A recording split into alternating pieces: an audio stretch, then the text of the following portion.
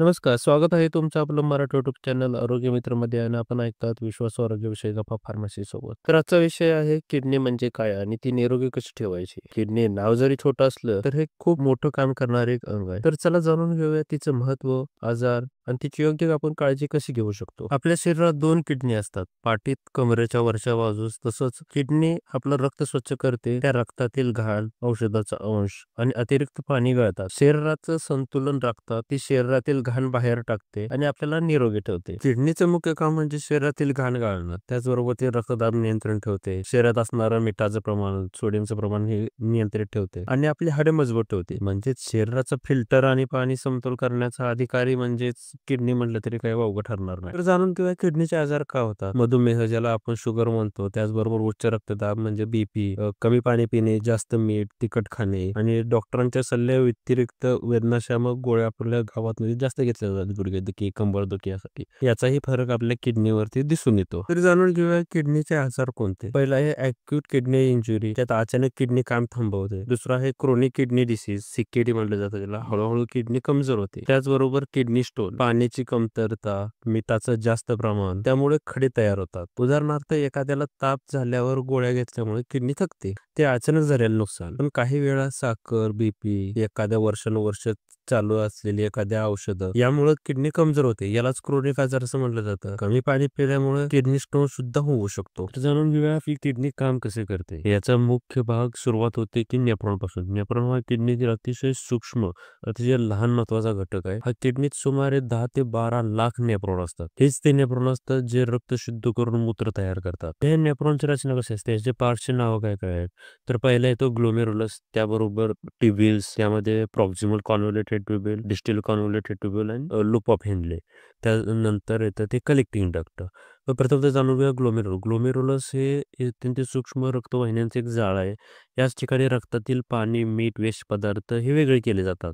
म्हणजेच ही पहिली गाळणी म्हणलं तर चालेल. त्यानंतर येतं ते की पीसीटी आणि डीसीटी जे ट्युब्युल्स आहेत ते शरीरातलं अत्यावश्यक पाणी, मीठ, पोषण द्रव्य, न्यूट्रियन्स हे पुन्हा रक्तामध्ये शोषून घेतले जातात. आणि तिसरं येतं हे कलेक्टिंग डक्ट. हे शेवटी उरलेले अपायकारक द्रव्य, वेस्टेज, हे पाणी मूत्राच्या रूपात किडनीतून बाहेर टाकलं जातं. तर ही युरिन कसं तयार होतं, ते पहिले ते फिल्ट्रेशन, दुसरं रिअब्सॉर्प्शन आणि तिसरं सिक्रेशन. फिल्ट्रेशन मध्ये रक्तातून घाण, साल्स वेगळे करून केलं जातं. त्याचबरोबर शरीराला लागणारे घटक हे पुन्हा शोषून घेतले, ज्याला आपण रिअब्सॉर्प्शन म्हणतो. आणि हे वेस्ट हे युरेटर म्हणजे एक वाहिनीतर्फे ब्लॅडर मध्ये आणून साठवलं जातं. किडनीचं आरोग्य ठीक आहे नाही कसं ओळखू शकतो. नॉर्मली आपण पाय सुजणं, लघवी प्रमाणापेक्षा कमी किंवा जास्त होणे, थकवा, मळमळ, मूत्रास फेस येणे, त्याचबरोबर मूत्रातून रक्त येणे, मूत्राचा उग्र वास येणे, तर विनाकारण कंबर दुखणे, हिमोग्लोबिनचे प्रमाण अचानक कमी होते, त्यामुळे फिल्ट्रेशन होत नाही, त्यामुळे जास्तीत जास्त ते बाहेर टाकलं जातं.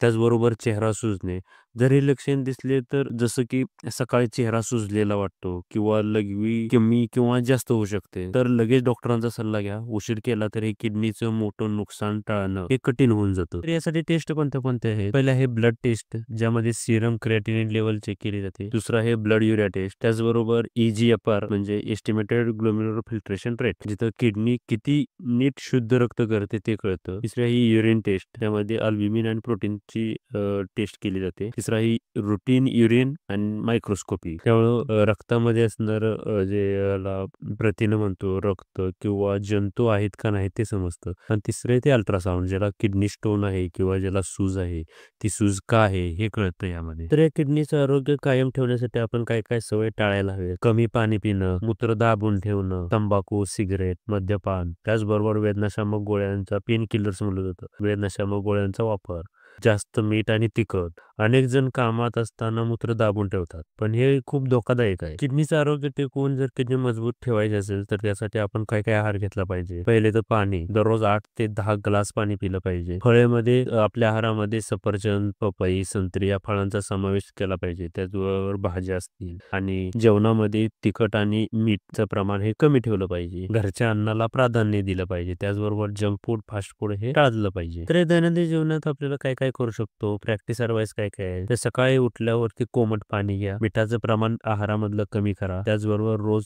30 मिनिटं तरी नॉर्मल वॉक करावं. तर महिन्यातून एकदा बीपी तपासणी करून घ्या. साखर, लघवीची तपासणी हे करून घ्या. म्हणजेच किडनीचं रक्षण हेच आरोग्याचं रक्षण. थोडं शिस्तीचं जीवन, पुरेसं पाणी आणि योग्य आहार यांचा समतोल म्हणजेच आयुष्यभर निरोगी किडनी. अशीच उपयुक्त आणि नवनवीन आरोग्यविषयी माहिती आपणास मिळण्यासाठी आरोग्य मित्र या चॅनलला सबस्क्राईब करा. व्हिडिओ आवडला असेल तर लाईक करा आणि आपणास काही शंका असतील किंवा काही नवीन विषय हवा असेल तर कमेंट करा. त्यावर आपण एक नवीन सविस्तर व्हिडिओ तयार करू. तर पुन्हा भेटूया आपल्या नवीन विषयावर. तोपर्यंत स्वतःची काळजी घ्या आणि हो निरोगी राहा. आपलाच आरोग्य मित्र.